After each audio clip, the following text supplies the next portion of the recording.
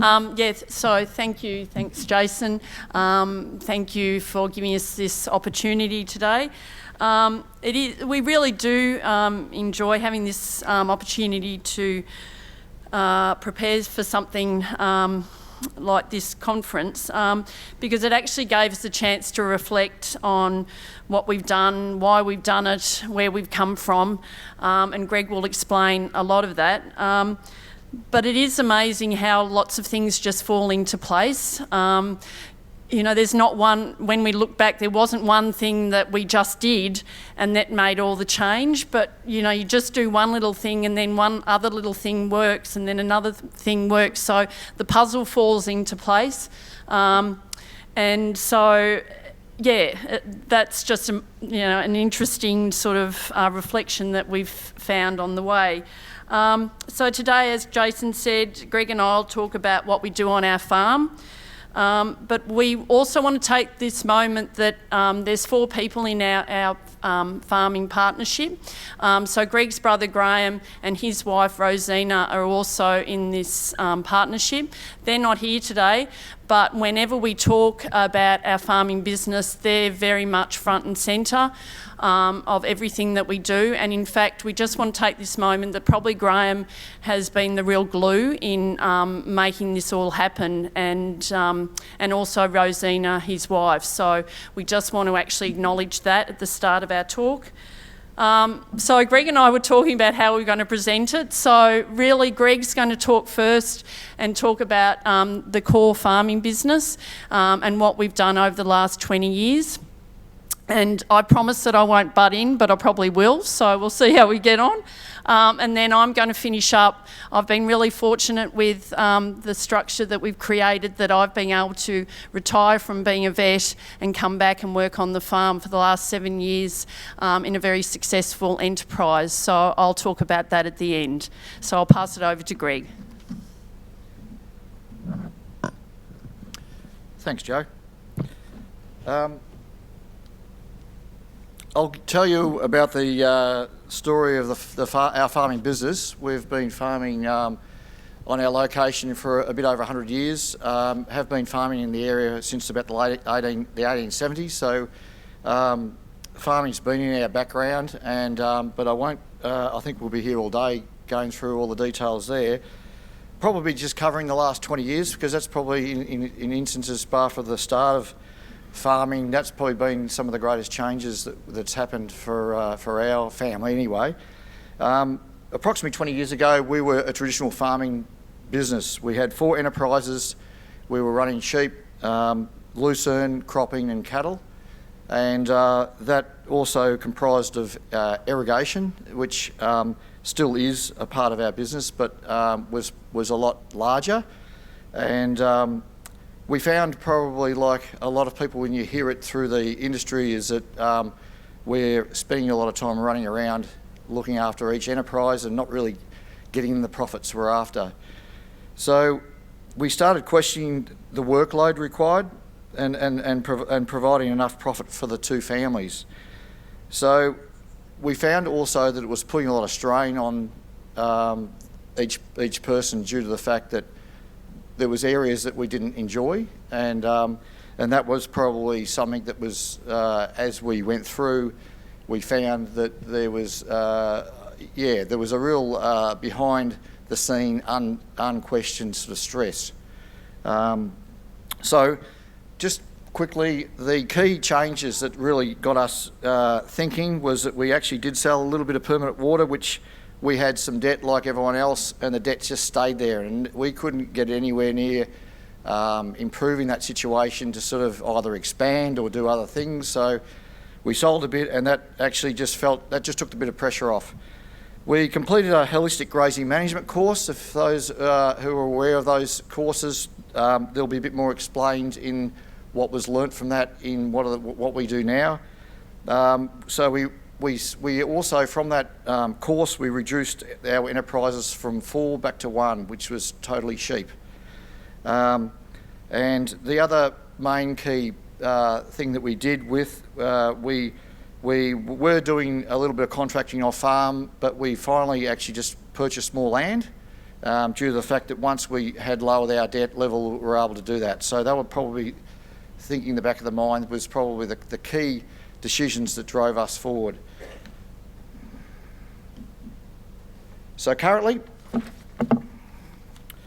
we own 4,000 hectares. Of that, there's 250 hectares of irrigation, and the remainder is dry land. We have also got a neighbouring property. I think you'd call it leasing. It's not technically sort of leasing, but we also provide a grazing opportunity on a neighbour's farm. So that's probably that's approximately 600 hectares as well. So of that, we've got around 85 paddocks, and of that, on our home property, we have two main mobs. They're all merinos. The one mob is a merino self-replacing flock, and the other one is merinos over Dorsets. The split probably is about a third merinos and 2/3 merino Dorsets, to give you a bit of an idea. Further down, within not only just AH Bear, we have got another two enterprises that are externally. We'd been involved with an off-farm company that had been helping us. We came to the conclusion that we were good at what we did, but we didn't turn over enough to make enough for each family. So we had a really good model that we had at home, and so what our aim was to duplicate that model, which hence Bright Futures, which is what Joe is going to talk about, and we also have a 3-year fuel reduction contract with Parks Victoria, which we're in our second contract with them. That property is approximately 6,500 acres in hectares, 1,700, whatever it is. So that we're able to run up to 2,500 dry sheep. So in a sense, just quickly on the Parks Victoria, certainly gives us flexibility. We're able to run dry sheep. All our young sheep go in there. We've got a load going there this morning as we speak. We had 2 loads going there yesterday. So we started that this. We aren't able to run that all year round. It starts now and it goes through till December. So we'll keep rolling.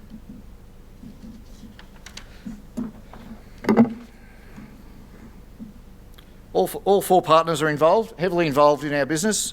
Graham's wife Rosina works off farm, but she is so vital in terms of her involvement with running some of the meetings with us. So we certainly do respect what she brings to the table.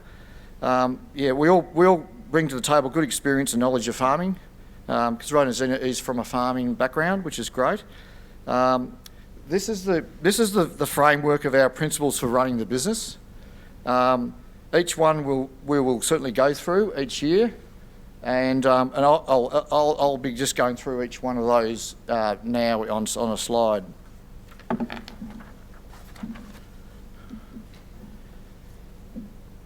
Okay, vision and values. The vision brings people together and moves them on the same path. That is our vision. You can read it. It's something that we read at every meeting, and we certainly gives us great understanding of where we're trying to head.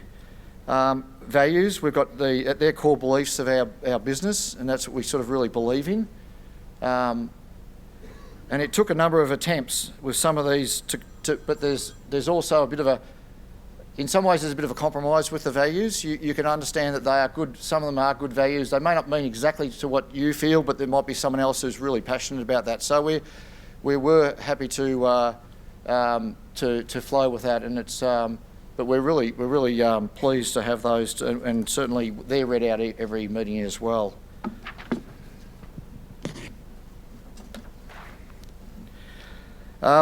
Each one of the areas. These are the core spokes. If you could think of a wagon wheel, these are the key spokes for us in our business. and each one is equally as important. Most farmers probably sitting here would probably say that they were really good at farm production, they were really good at growing things, and we were probably a bit the same. So we knew earlier on that we had to put a lot of work in other areas. There was a lot of, in particular, business growth was one I've already spoken about. Knowledge and networking and dealing with the people was something that we've sort of learnt as we've gone along. So it really does create structure. It solves farming issues in the important but not urgent. It takes the stress and emotion out of talking over the fence and yelling at each other, because you can sort of deal with it here. Developing really good goals for each pathway. Each year we continue to create goals and make sure we are going in the right direction.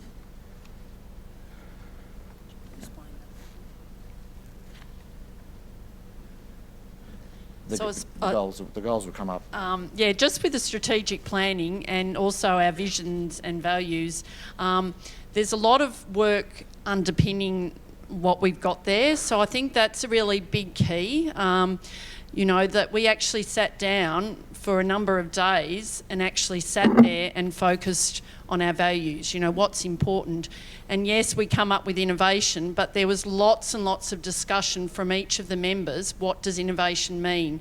What does that mean in a farming business? So it's really critical, we can have all these plans written up and everything, but it's really critical to understand that there was lots of communication behind those plans, and I think that is the real key in really getting the glue set between us all. We had to be honest about what we really wanted.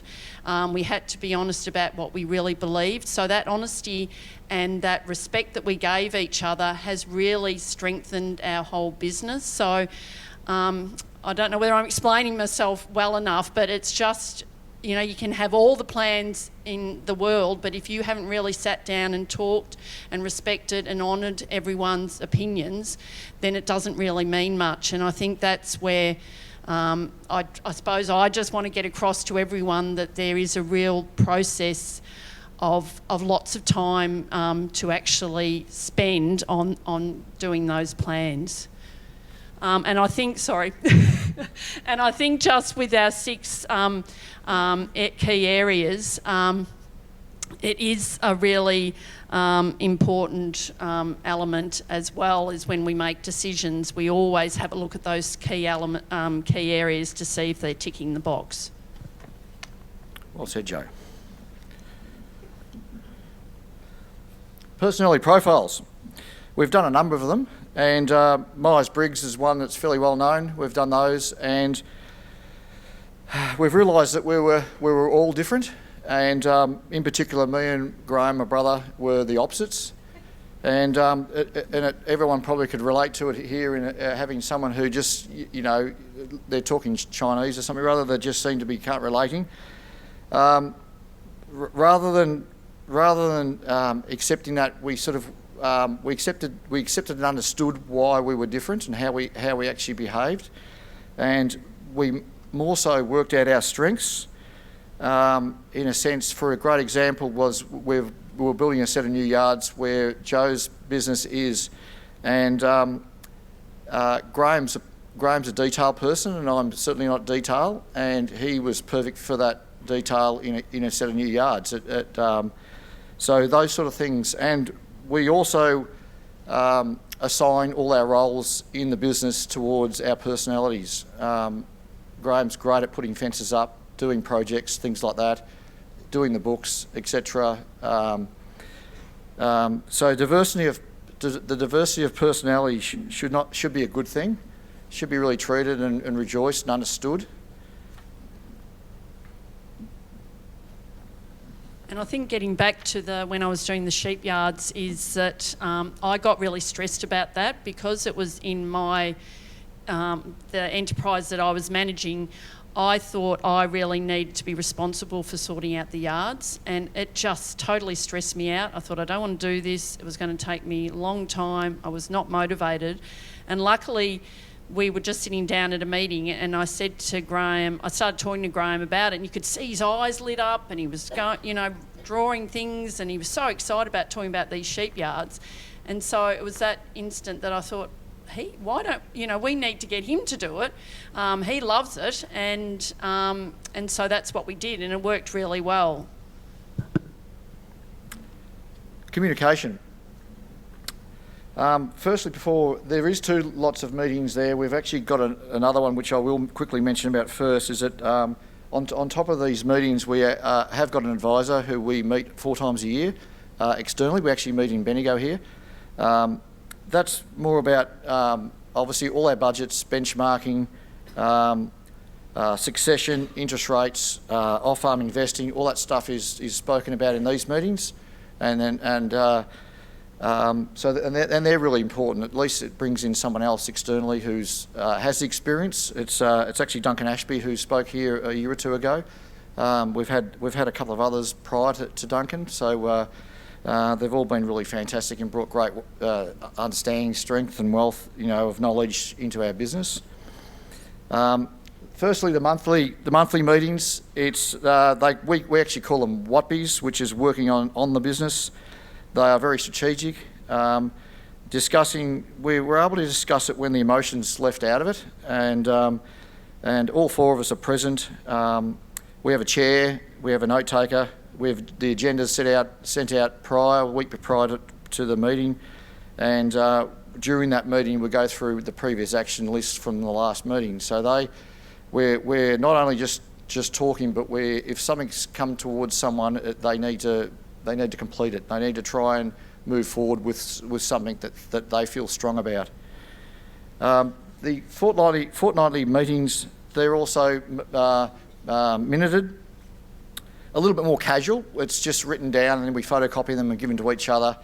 It's really just putting down say for instance, as my role for the next fortnight, what I'm doing, so that everyone knows exactly what I'm doing. And if we've got particular dates, we can write them down too, which is fairly useful, because then another person, if they want me, they can organise a particular day to do a job.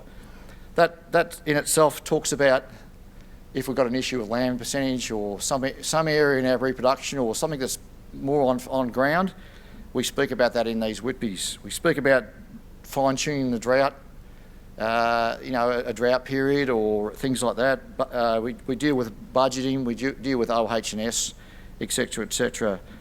They not only are good, but the hidden thing is that it actually makes you talk about things that you sit there and you stew over, and if you don't meet, you get really wild that you're not given a chance to sort of talk about something, and this is a really good opportunity to bring that up. And sometimes it might start there, and then it might actually end up going into the monthly meeting if it becomes a bit more larger in an issue or whatever.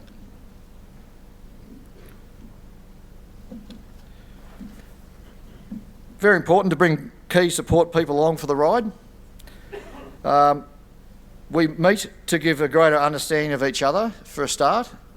We're building relationships, so it's really important to us. It really creates better outcomes. For instance, as for me, stock agent, we were able to work out, say, this last 8 months, I'm giving him lists in late winter about this is our plan, this is where we're heading. So it gives him a greater understanding of marketing opportunities. It's a better chance for sheep. It's a better chance to achieve win-wins on both sides. It's not only us. It's actually we're finding the stock agent's really enjoying that, and actually building a lot of ideas himself. So we meet with a number of, including accountants, etc., twice a year, and we'll write down things, or if the things that didn't quite work while we had in the last sort of 6 months or so, we'll bring them up, and we'll get an understanding. Sometimes they're things that can't be you can't get away from. It just happens. So.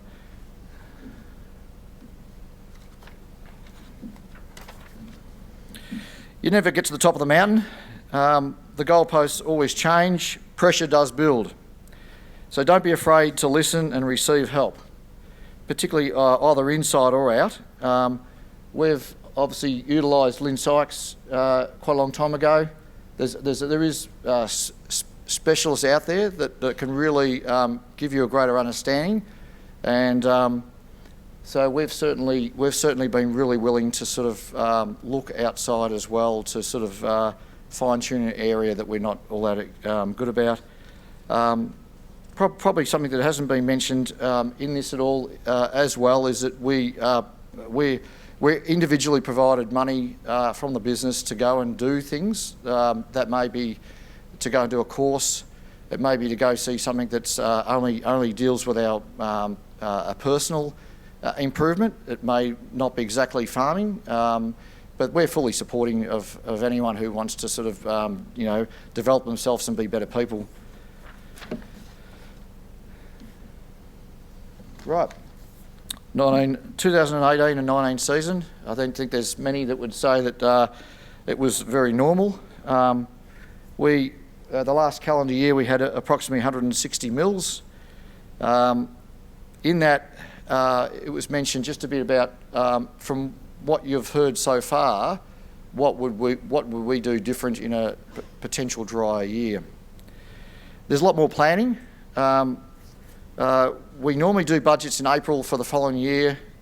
We probably would do another 2 by the end of that year because we're pretty keen on understanding where that year is going to end up, and we also do the following year as well.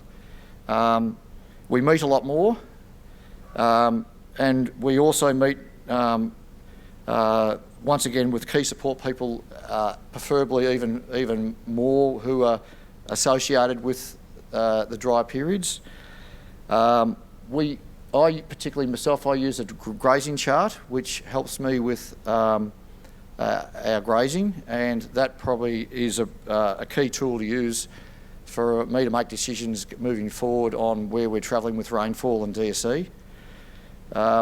So the take home, you can obviously read what we've sort of done in decisions, but the take home from it is that we make really good early decisions. We want to maintain 100% ground cover, so that's really important to us. So once we know that, then I really have to aim for that. So my decisions are revolved around that. Selling early just gives you so much more flexibility. There's nothing wrong with selling early and still having a bit of feed, because sometimes there's opportunities. If you happen to get rain, there's opportunities later on. We've got containment areas where we're just splitting up ewes at the moment. The last of the ewes will be split up at the end of this week. I've still got some in the containment areas now, the singles, etc. So we've got the lucerne on ewes like this. We've got lucernes on the irrigation, so that does help. And we are certainly down on numbers. We probably would normally be running a little over 4,000 ewes. We're back to 2,800, and we're planning on just maintaining at 2,800 this year, not only following a poor year, a concern of what's going forward, and I think our business can handle that. So we are happy just to continue at that level at this stage. Joe, do you want to flip? Yep. So I'll just finish off on more of a personal side for me. I suppose what does success look like overall in our farm business is, I think it really is success for the people in the business. We're success. We have got success in finance and production and things like that. But the people side is the key one. I think all 4 people feel that they've got more freedom and more time and more energy, not only to focus on farm, but also outside in personal interests. I personally can't believe, over the last 7 years where I've come, and I'm just so grateful for the opportunity that our farm business has given me. I've just loved what I'm doing and just so passionate about it, and I really don't think there'd be too many other farm businesses that would give me this opportunity, which I'll explain a bit in the next few slides. people probably say when we try and explain what we do, oh my gosh, this takes so much time. Oh, I don't have time to do all these things, all the paperwork that we do. But reality is that it actually saves you time. Once you get into the routine of it all, it actually is a time saver. It's an energy saver. You don't spend all this time worrying about what other person's doing. In fact, Graham and Rose, we don't see them very often because we all know what each other's doing. And, a lot of the time we actually have to make the effort to catch up for tea or lunch or something like that outside meetings because, we're just all happy doing our own thing. Everyone's quite happy. Obviously that's not always, it's never always happy, but, it really does make a real difference. And so Greg and I are really into community. So Greg has been able to be vice chairperson of our local football netball board, and he's really enjoyed that, and he's actually been able to bring a lot of the skills and knowledge he's learnt through the farm to that situation. I've also been really lucky. I love netball. I'm really passionate about it as a way of women being empowered and meeting together. So over the last few years I've been going to India and introducing netball to rural to girls in Kolkata, in the slums and also in rural areas. And we've actually been working about using netball as a way of helping with sex trafficking. So with that teamwork sort of emphasis. So I'll just quickly explain, because we're running out of time, I think. So as Greg explained a few years, probably 8-9 years ago, we decided that our enterprise was going really strong. We had a really strong system going, and so we realised that our turnover was quite low and we needed to actually increase that. So we come up with the idea that we said, right, why can't we just pick up our sheep enterprise that we've got and then plonk it somewhere else. We felt that if we could just do it, that we only had to provide the sheep. We felt we didn't need to spend too much on overheads. We thought we'd probably need portable yards, a motorbike, and maybe portable loading ramp, and then someone to actually manage the enterprise. As I mentioned right at the start of our talk, it's amazing how things all fit together. I was actually just talking to a friend and she said, oh, have you heard about Vic Super up near Loke Boga? They've got lots of land. Maybe they'd be interested in having some sheep. And also at that time, I got sick of being a vet and really wanted to retire and was looking to actually work as a farmer. But I realised that Greg and Graham had a really great relationship going, and I also wanted to be my own manager. I just didn't want to work for someone. I wanted to challenge myself. So those three things all sort of came at the one time. So basically at one of the meetings I sort of said, I think I want to come back on the farm. And I think that's a really important thing to note, because I'm the dreaded sister-in-law, I'm the dreaded daughter-in-law, and I'm going to be honest, that sometimes is the people talk about as the negative. And so in our system, I loved our farm, I was really passionate about our farming business, and I want it to really work. So to me, I am a really big asset. So I challenge you all that, someone in the farming business wants the best for the farming business, and please don't ever disregard someone, because as you see in this CV that I've written up about myself, and I look at it now,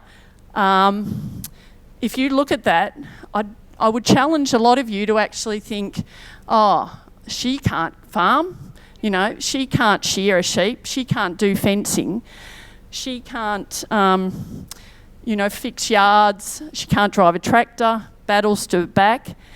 But what I can do is I'm very, very intelligent. I am very passionate about what we do. I love farming environment, and yeah, I just love to be a farmer. So it was a real credit to our farming business to actually give me a go, because basically I probably wouldn't have given myself a go if I was in the position of Greg and Graham. So luckily our farm said, yep, let's go ahead, Joe. So I actually cold called Vic Super and said, oh, would you mind having some sheep up there? And to my surprise, they go, oh yes, that sounds good.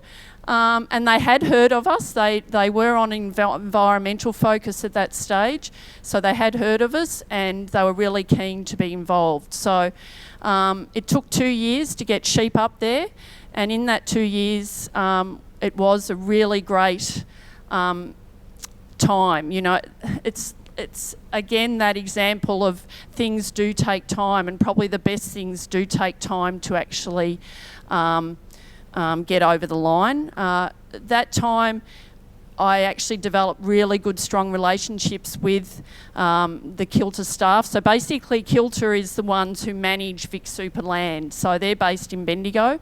So I got to know some really great people there, and they're still here today. So they've been really good to know. I also got to know the ins and outs of the business. So I actually become indispensable to the AH Bear business, because I actually knew everything about what we were talking about with our share farming arrangement. And yeah, so by the time we started, we felt really comfortable about where we were going. And a share farming arrangement's basically based on a gross margin return. So at the end of the year, we work out what the gross margin is of that enterprise, and Vic Super get a certain percentage and we get a certain percentage. We provide all the sheep, and they provide the land, fencing and water. Yeah, so we're up to our third share farming arrangement, and it's been a really great thing. It's been a great thing for me personally. It's been a really great thing for our farming business, and I just had a review with Kilter just a few weeks ago, and they're really, really positive about it too. Yeah. So I'll just finish up. Yeah, so we've probably said everything that we want to say. I'll have to skip that one. Just really, we're feeling really positive about going forward.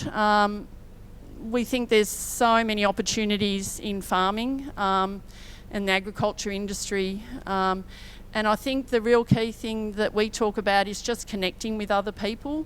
Now that we've got our structure and our teamwork going well, we just we feel then we can raise our eyes and look out forward and out further, and actually feel that we can talk to other people and be open to what they say. We've developed some really good relationships with Parks Victoria, and also some environmental groups dealing with plains wanderers. So we're really interested in you know, this environmental grazing, trying to create habitats for the plains wanderer, which you can see there, and also the southern pygmy perch, which is a little fish, a wetland fish up in our area. And we also are really interested, Greg especially is really interested in furthering the development in the wool side of it, and you know, just reproduction, that's always a real challenge. And we've got 5 children between us that are all teenagers and coming into adulthood, and so we just feel that if we can maintain this structure, that we've setting it up really well for the next generation, you know, to come home. And I suppose my personal aim is that I would like to be able to set up a framework that whatever the children are interested in, maybe we could adapt our enterprise, our business, to actually help with them meeting their passion and things like that. Because I think over the next many years there's going to be changes in the ag industry, and I think the key for me is we just got to welcome people who are passionate and really excited about the industry, because I think we need more of that, and who want to be innovative. And I think that's a really important thing. Thank you.